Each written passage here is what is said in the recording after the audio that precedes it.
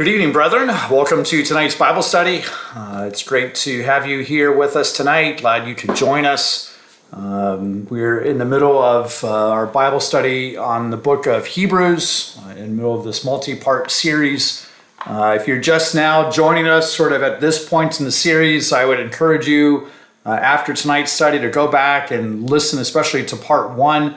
The part one of this series really sets the stage for who's writing it, why they're writing it, the audience they're writing it to, the time frame, and brings out, I believe, a lot of important historical context for the background of the book of Hebrews. So it's good to be with you here tonight. We're looking at more words that the Apostle Paul has written for not only us in this day and age, but specifically his immediate audience there in the Jewish converts, as they were sort of struggling with various things coming out of Judaism and converting into Christianity, true Christianity.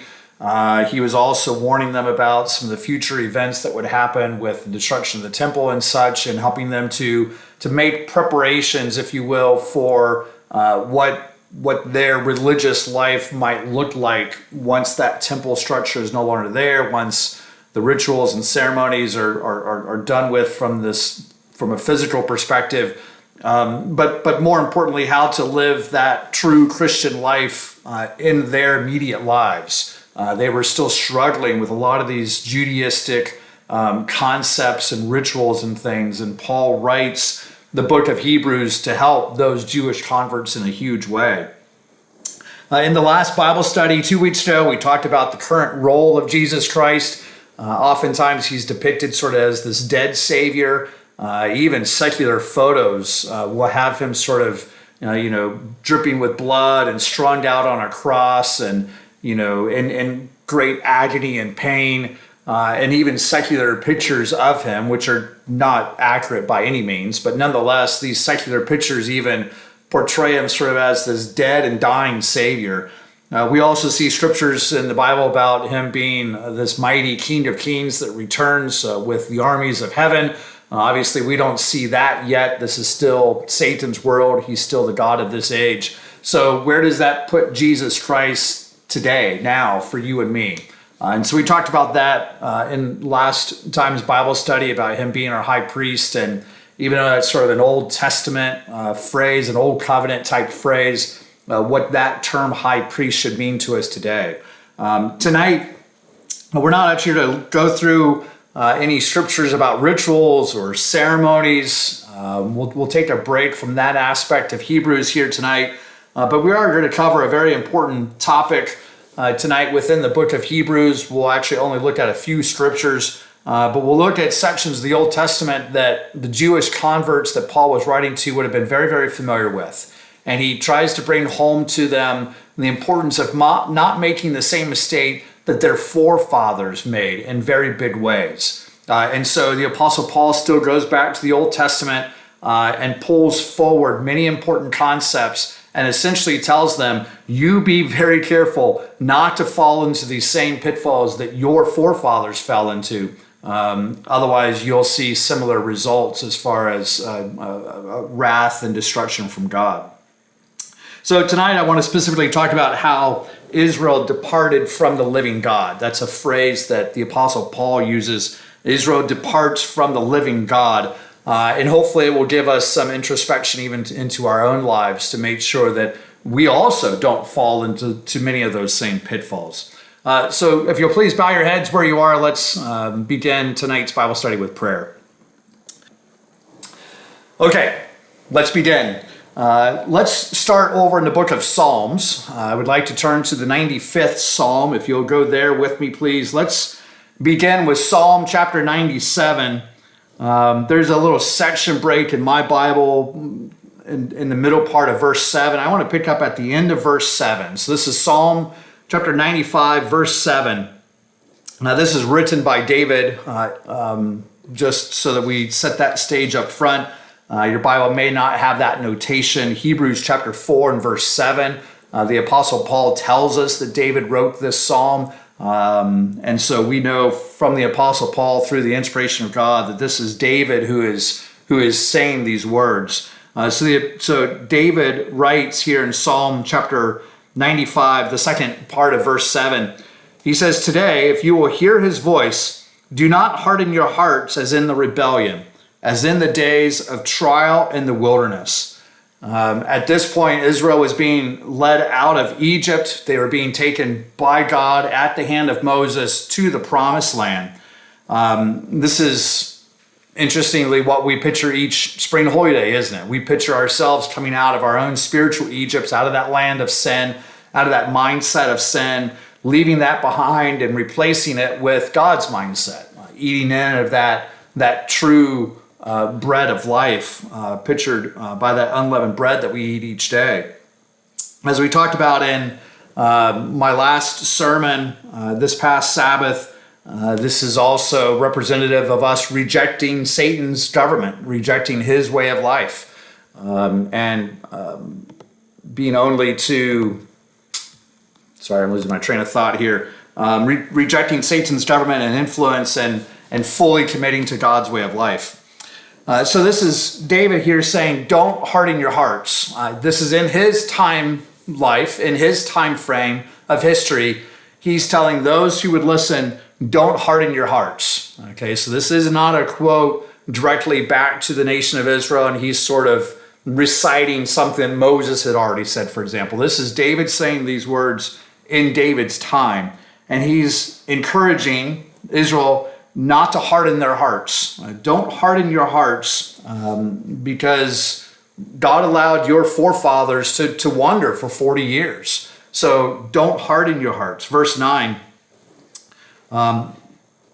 when your forefathers tested me, they tried me, though they saw my work. For 40 years I was grieved with that generation and said, it is a people who go astray in their hearts, and they do not know my ways. So I swore in my wrath, they shall not enter my rest. And we know from Scripture that generation did not enter the promised land. Only Joshua and Caleb entered the promised land with the Israelites' then grown children. It would have been that second generation was who went with Joshua and Caleb into the promised land. That first generation did not receive the inheritance. They did not receive this rest that's mentioned by David here in Psalm 95 at the end of verse 11. That generation did not, because of the hardness of their hearts, because of their rebellion specifically. Let's go back to Hebrews. Let's pick up the story there. Hebrews chapter 3.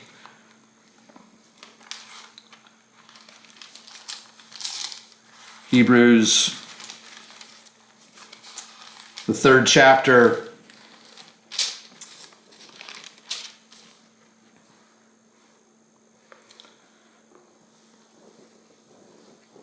Hebrews chapter 3, beginning at verse 7, we see quoted exactly what David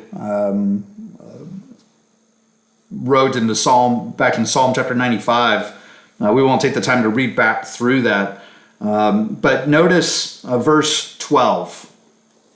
Let's pick it up here in verse 12. Beware, brethren, lest there be in any of you an evil heart of unbelief in departing from the living God.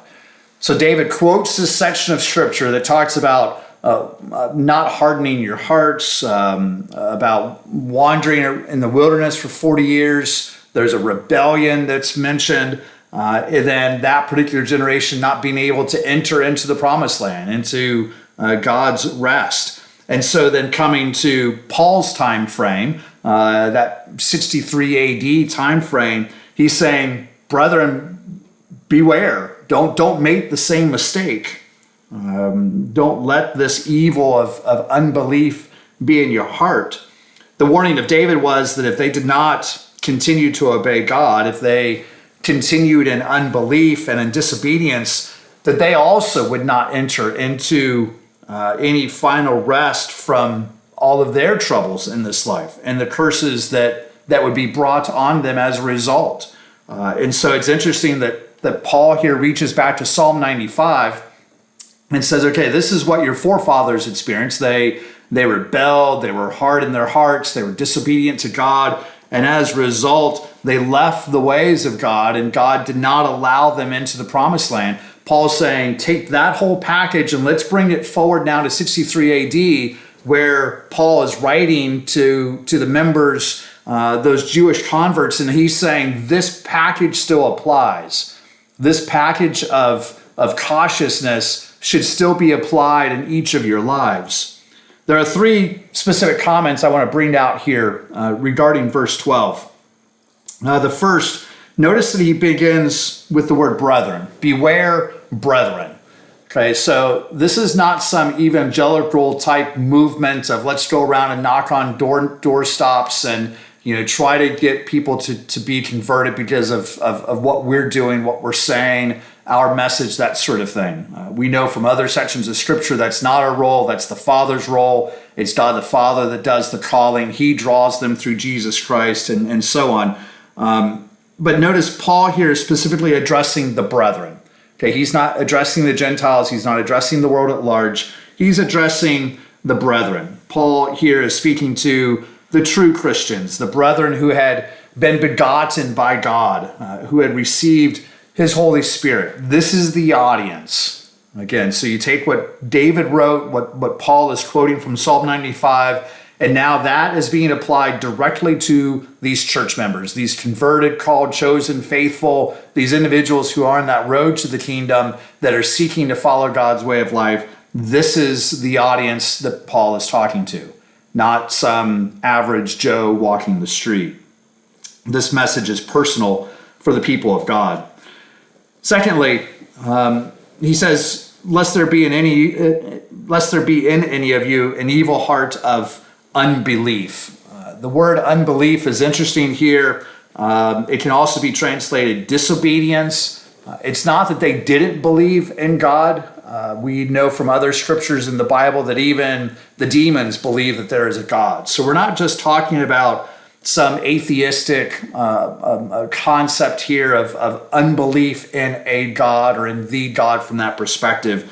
We're talking about disobedience. Their issue was that they had that unbelief crept into their life through disobedience. Those two are paired and connected together. It's not just unbelief on its own. Again, we know that even the demons believe that there is a God. So we're not talking about just solo unbelief, atheistic sort of concept. We're talking about an unbelief that was driven there by disobedience. And so we have this disobedience that is sort of at the core here. They were unable to enter because of their unbelief that was shown in their disobedience. That's how their unbelief was manifested. Their life reflected a life of disobedience, and therefore Paul refers to it from the perspective that they didn't believe. They had lives filled with disobedience, therefore it was manifested in this unbelief. Thirdly, let's notice the final part here, that they had an evil heart of unbelief and departing from the living God. This is sort of the key phrase that I want to build the rest of the Bible study on here tonight. How did they depart from the living God? After all, God performed magnificent miracles for them back in Egypt, right? 10 incredible miracles. He brought them out by a mighty hand. He kept them cool in the day by the cloud. He kept them warm at night by the pillar of fire. He opened up the Red Sea. He protected them from Pharaoh's army who was approaching from the back. God was even held off Pharaoh's army for a period of time so that the Israelites could get through the Red Sea and then crash the waters in afterwards, and so many more examples. Even once they got to the other side, so many more examples. Even within that first week or two of bringing quail and providing a clean, pure water for them and bread and so on, and other examples. So how did they depart from the living God? God was literally guiding them and protecting them and providing for them. And yet Paul's statement is here very blunt, that they departed from the living God. So how did that happen? That's an important question, because we also can unknowingly depart from the living God. We can look at our lives and say, okay, well, God has done this and he's blessed me here and he's provided this.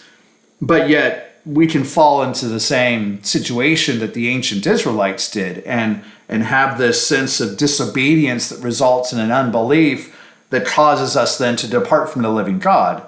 And so this is a very important concept for us to consider tonight.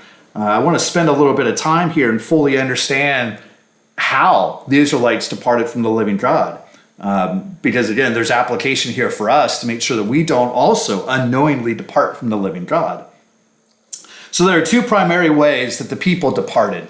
Two primary, above the board, incredibly wrong things that the people did that the Bible very clearly points out these two specific things and many, many verses. We're going to look at a lot of them here tonight.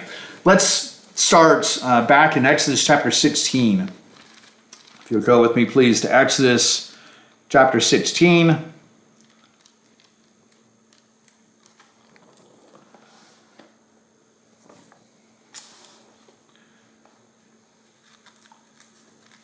So we're going to Exodus chapter 16. I want us to first notice the timing. Okay, what's the timing of Exodus chapter 16? We're going to get to a few verses here in just a minute. But it's important that we stop and realize the timing, because so often we can just jump to a verse, read it, and then sort of build our own context around it. But let's look and see where we are within the story flow here. Back in Exodus chapter 14, in verse 30, we see that God saved Israel from Pharaoh through that Red Sea incident. So Exodus 14:30, God saves Israel by delivering them through the Red Sea. Exodus chapter 15, verse 22, they travel 3 days. We see a time frame mentioned there. They're 3 days out from the Red Sea. And now we see them complaining about water. They're at the waters of Marah. Verse 27 of chapter 15, they come to Elim.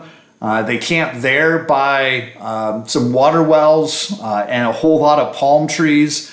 And then we come to chapter 16, and verse 1, we see that they've left Elim and they're on their way to Sinai, but they haven't reached Sinai yet. They're somewhere part way between Elim and Sinai. So the timing here of these verses that I want to read is important distinction to realize that they're not yet to Sinai. Now, what's the importance of that?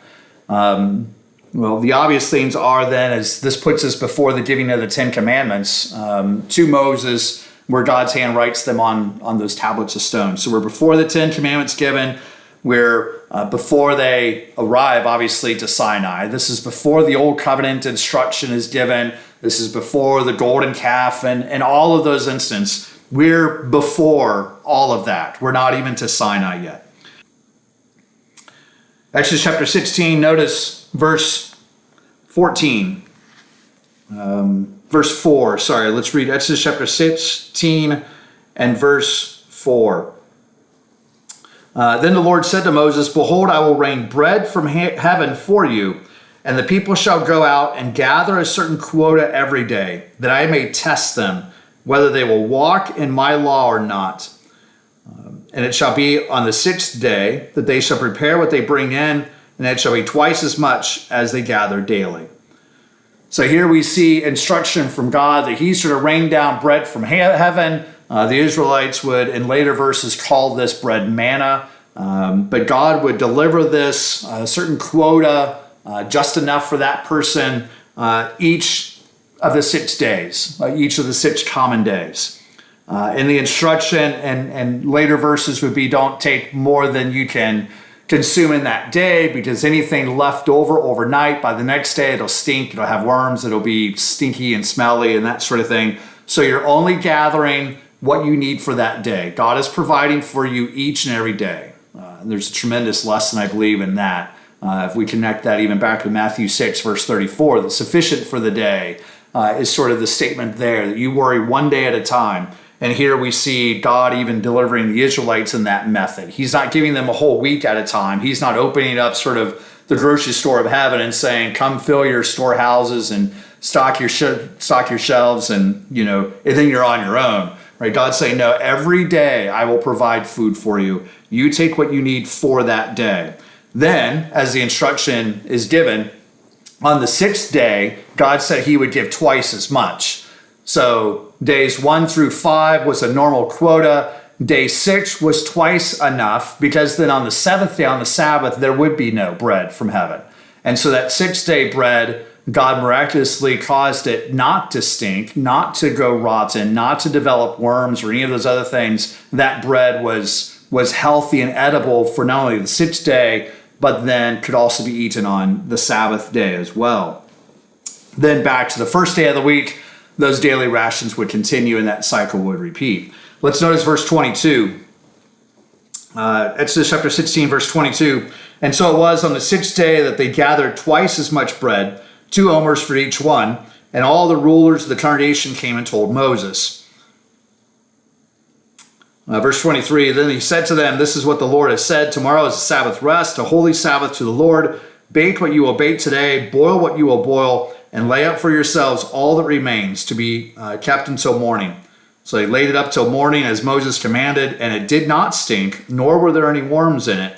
Then Moses said, eat that today, for today is a Sabbath to the Lord. Today you will not find it in the field. 6 days you shall gather it, but on the 7th day, the Sabbath, there will be none. So the instructions here are clear. This is the first time for this event, and Moses here reiterates and walks the children of Israel very carefully through these commands by God. Notice verse 27. Now it happened that some of the people went out on the 7th day to gather, but they found none. Some thought that it didn't matter. Hey, well, God gave 2 omers for each person on day 6.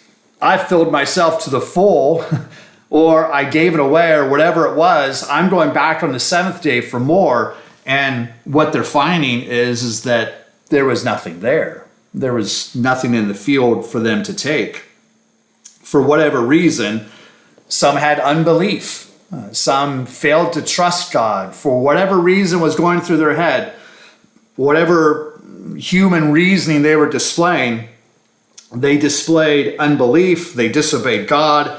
And they went out on the Sabbath to gather food for themselves. They decided, I need to go out and I need to bring this food into my house. And when they went out, they found none. Verse 28, the Lord said to Moses, how long do you refuse to keep my commandments and my laws? See, for the Lord has given you the Sabbath. Therefore he gives you on the 6th day bread for 2 days. Let every man remain in his place. Let no man go out of his place on the 7th day. And so the people rested on the 7th day. Verse 30. God here was not pleased. He gave very clear instructions.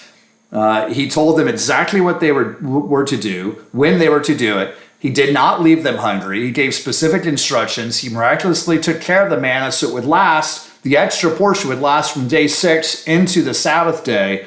But yet, some disobeyed, they showed their disbelief, their unbelief, and they went out on the Sabbath to try to acquire food, and God was not happy with them.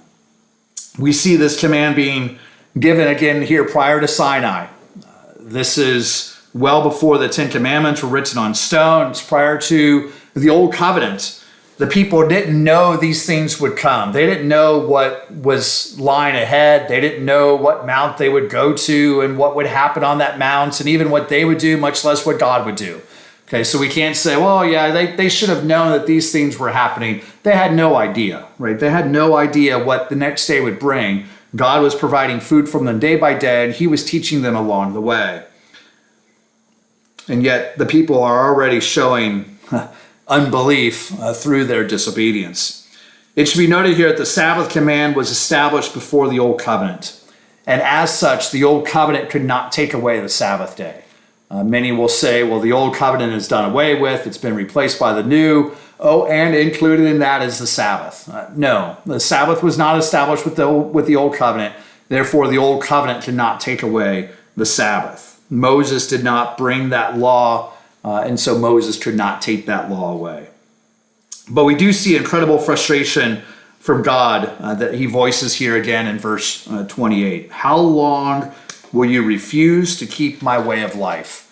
This is the first way that Israel departed from God. This is reason number one, example number one, they did it by not honoring the Sabbath observance. They broke the Sabbath.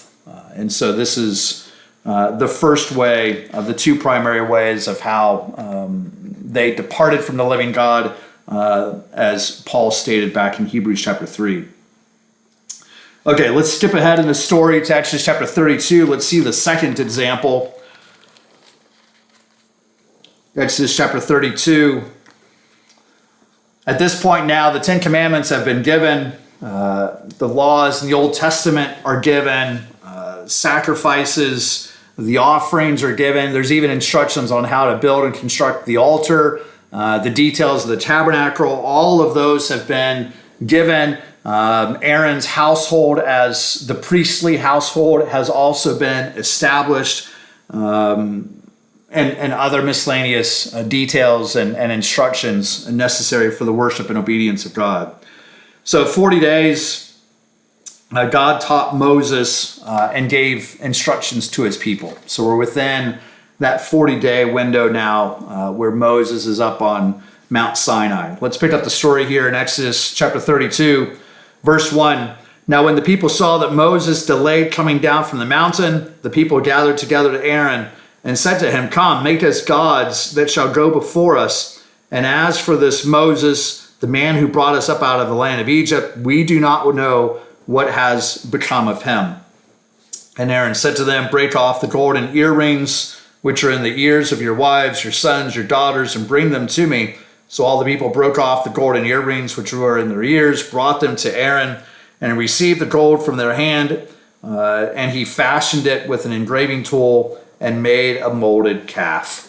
Okay, so we see this large golden calf that the children of Israel contributed all this gold, and Aaron melted it and fashioned it and created it.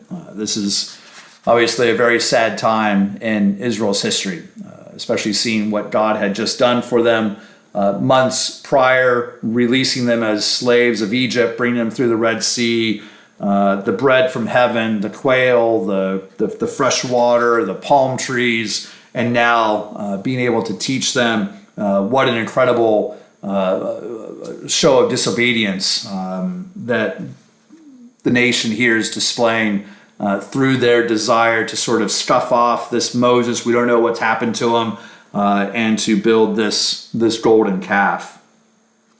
If the people know the leader is from God and his representative, then all things seem to be relatively good. Right? If they can see the man and they can interact with the man, then typically they'll follow the man.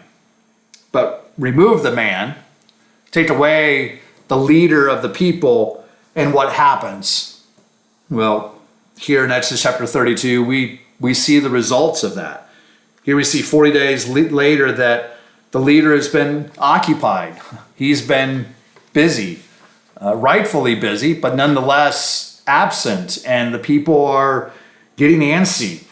With no leader, then the people have begun to wonder, and they come up with their own ideas and concepts and revert back to their Egyptian mindset of idol worship. They couldn't see God. They could see the man. And at this point, they couldn't see either one. They can't see God and they can't see Moses, the man. Remove the man, and we as humans tend to lose focus on God. And this is what happens here with these early verses of Exodus chapter 32. So we see in verse 1, Moses is delayed. We need a leader. Where is God? Maybe God is left. Moses is left. Maybe he's died up on the mountain. We don't know, but where's Moses? Where's God? Their human reasoning kicked in then. And they began to take on Satan's nature in order to solve the problem. Humans are naturally inclined to solve problems. And here we see them trying to solve a problem. We need a leader. We need something to worship. We need something to look at and visualize. The man is gone. We can't see God. It's been 40 days. And so we're going to solve our own problem. If obedience requires a leader, then I would submit to you that you have some introspection to perform. If your obedience to God requires a leader, then you have some things to think about. It is true scripturally that God gives us leaders. He gives us pastors and elders and those who teach and encourage us and sometimes correct us. Those leaders are important. Those pastors, those leaders and elders and others who teach God's word are important to us. God has ordained that structure. But at the end of the day, you and I individually have to take account for our actions to God, and He holds us individually responsible. Our relationship with God, come bedtime for that day, needs to be sound and secure. And so this is the second way that Israel departs from God. It's through idolatry. The first way, of course, was, as we saw earlier, their disobedience through the Sabbath and their breaking of the Sabbath. The second way here is their idol worship. Notice verse 7, still here in Exodus chapter 32, verse 7. The Lord said to Moses, "Go, get down, for your people whom you brought out of the land of Egypt have corrupted themselves. They have turned quickly aside out of the way," remember that phrase, "which I have commanded them. They have made for themselves a molded calf and worshipped it and sacrificed to it and said, 'This is your God, O Israel, that brought you out of the land of Egypt.'" They turned out of the way. They turned out of the way. Keep that phrase in mind, out of the way. Let's go back to Hebrews again.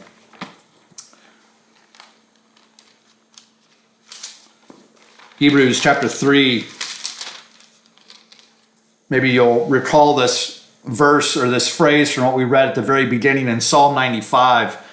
Come here to Hebrews chapter 3, and in verse 10, this is the middle part of what Paul is quoting David from Psalm 95. Verse 10 of Hebrews chapter 3, "Therefore I was angry with that generation and said, they always go astray in their heart, and they have not known my ways." They have not known my ways. So how did they turn out of the way? God states here in two locations, Exodus 32 and also through the Apostle Paul via David, here in Hebrews chapter 3 and verse 10, that they turned out of the way. And so we've seen two ways how they turned from God. Number one, breaking of the Sabbath. Number two, idol worship. They became a people of idolatry. Sabbath and idolatry were their two methods for turning away from the way of God. You and I were put on this earth and called by God to learn the way and to live the way, to implement that way. That way is very important. That way is crucial that we know and love and understand and to apply within our own lives. And here we see Moses recording of it in Exodus. We see David citing it in Psalms 95. We see the Apostle Paul quoting it and referring back to it here in Hebrews 3, that they have left the way. They have refused to learn and obey and implement the way in their life. Let's go back to Leviticus chapter 26. Let's tie some of these concepts together here. Leviticus chapter 26.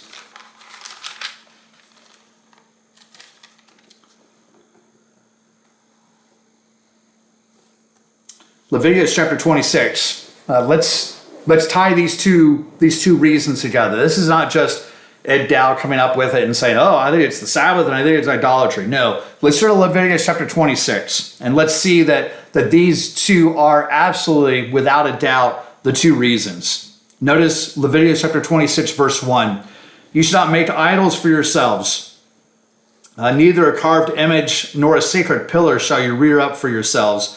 Nor shall you set up an engraved stone in your land to bow down to it. For I am the Lord your God. You shall keep my Sabbaths and reverence my sanctuary. I am the Lord." Is it coincidence that out of all the laws, that out of all the commands, these are the two that are stressed here? I don't think so. I don't think this is coincidence at all. Those were the two that Israel seemed to disobey more than any others in many ways. We understand from 1 John 3:4 that lawlessness is sin. 1 John 3:4 gives us the definition of what sin is. There are not any gradient levels of sin. One is not any more important than the other. Instead, we have the general guiding principles that we call the Ten Commandments. They're summarized by showing us how to love God and how to love our neighbor. And Jesus Christ tells us that all the law hang on those two laws. And so we see here in Leviticus chapter 26, out of all the laws and out of all the commands that could be highlighted, we see the two that the nation of Israel was most prone to break. It's not that these two are more important, it's that these two were more prone to break. And if the nation of Israel was prone to break these, then how prone are we also to break one or both of these? Notice the blessings, though. Verse 3, if they were to keep these two by mention of not having idols and by keeping God's Sabbaths, and then by inference, the other laws and commands. Notice verse 3, the blessings. If you walk in my statutes and keep my commandments and perform them, then I will give you rain in its season. The land shall yield its produce, and the trees of the field shall yield their fruit. Incredible, right? Who wouldn't want these things? Rain in due season, and land that yields its fruit, and trees and fields full of good things. Notice verse 6, the blessings continue. I will give peace in the land, and you shall lie down, and none will make you afraid. I will rid the land of evil beasts, and the sword shall not go through your land. Again, tremendous opportunities here, and all they had to do was obey God. Verse 8, 5 of you shall chase 100, and 100 of you shall put 10,000 to flight. Your enemies shall fall by the sword before you. Israel had the opportunity to become the greatest, mightiest, most powerful nation on the face of the earth if they would just put God first and obey, as we read in verse 3, God's statutes, his judgments, his commandments, his laws. Instead, Israel chose a different mindset. They end up would be beaten up by neighboring countries. They would be conquered nation after nation, and then would end up being scattered. Let's notice verse 14. Leviticus chapter 26 and verse 14. But if you do not obey me and do not observe all these commandments, and if you despise my statutes, or if your soul abhors my judgments, so that you do not perform all my commandments, but break my covenant, I will also do this to you. Okay, so we have very clear delineation here. If you keep my commands, here are the blessings. And now verses in 14 and 15 say, if you choose to do otherwise, if you despise and abhor and break my way of life, break my way, if you turn away from my way, then here are the curses. Verse 16, I will even appoint terror over you, wasting disease and fever, which shall consume the eyes and cause sorrow of heart. And you shall sow your seed in vain, for your enemies shall eat it. I will set my face against you, and you shall be defeated by your enemies. Those who hate you shall reign over you, and you shall flee when no one pursues you. That's a scary thing, right? These are incredible curses, including the last one we just read about almost being scared of your shadow, right? You're going to flee when there's no one there chasing you, and yet you're paranoid. And so the nations of Israel have largely met these promises from God. These are promises, both good and bad, but nonetheless, these are all promises. God says, if you do this, I promise to do these things. If you turn away from me, then I also promise to do these things. Israel has largely received these promises from God. Blessings for obedience and cursings for disobedience. And as we know, their track record is not good, largely for the breaking of the two commands that are mentioned at the beginning of this chapter and that we've gone through in detail in the previous time here tonight. Breaking the Sabbath and worshiping idols. Let's go to the book of Ezekiel. If you'll follow me to the book of Ezekiel, chapter 20.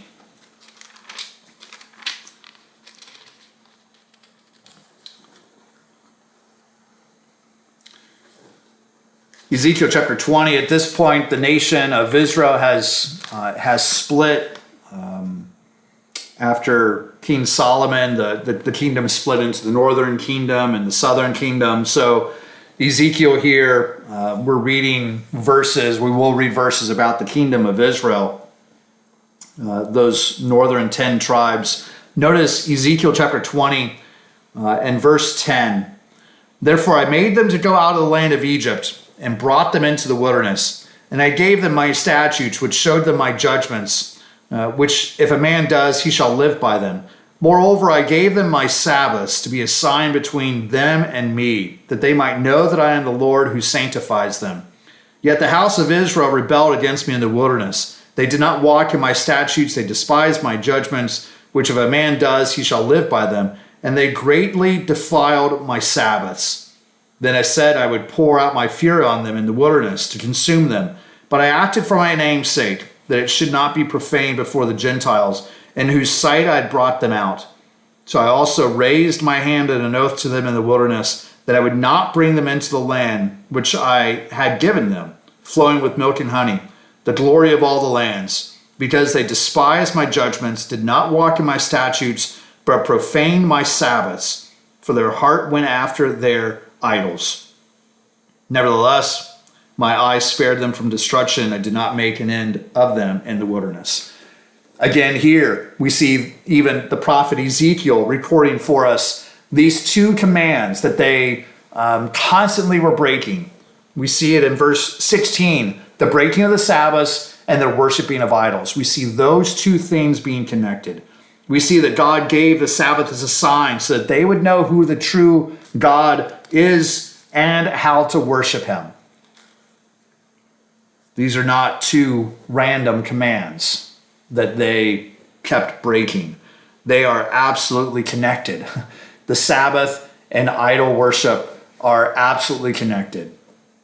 The Sabbath identifies the people. It identifies God's people to himself and shows them how to worship.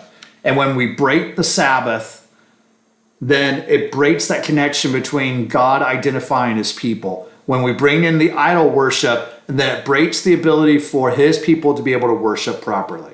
Those two are connected. These are not just two randomly assigned commands that the nation of Israel sort of, let's break that one and let's break this one over here.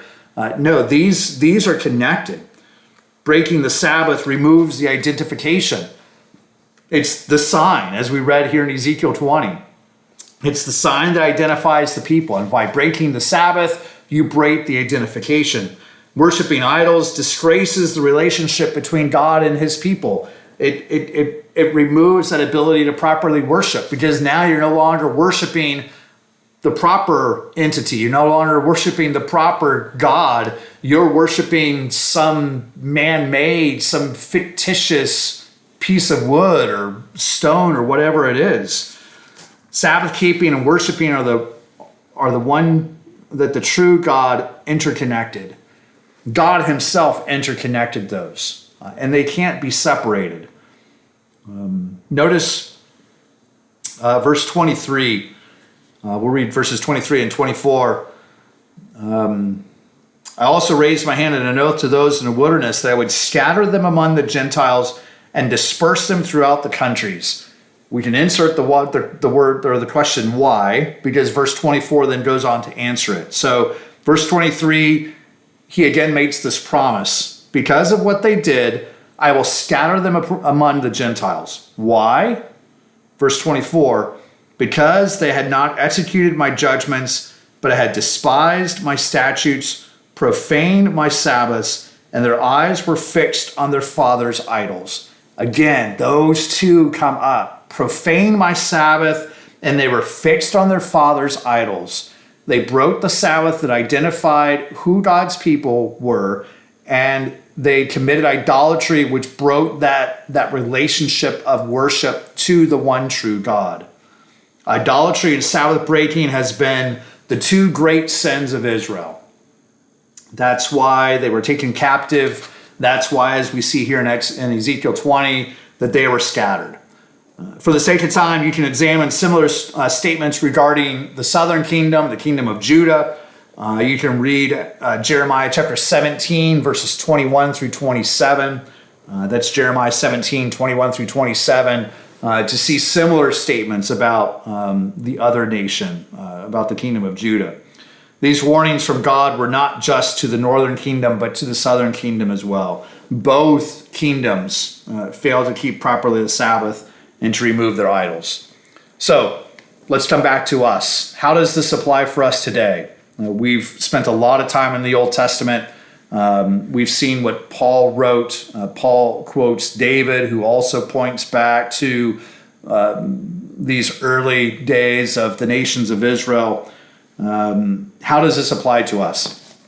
Let's go back to the book of Hebrews. Hebrews chapter 3. Now let's pick up verse 12 again. This was a verse we read toward the beginning. Let's begin to conclude here with this in a few following verses.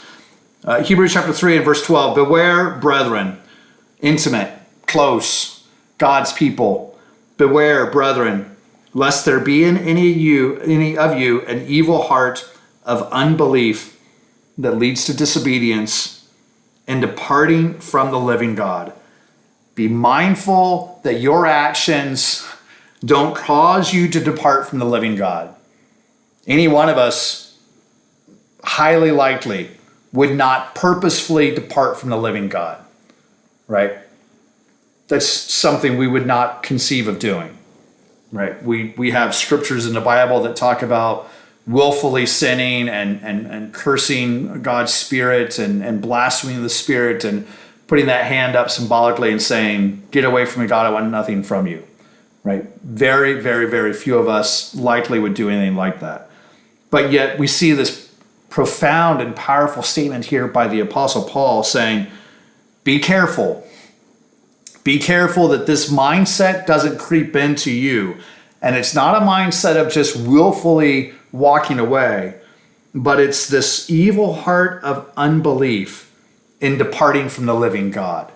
It's this slowly letting Satan work on us and massage our brain to the point that we sort of kind of drift away.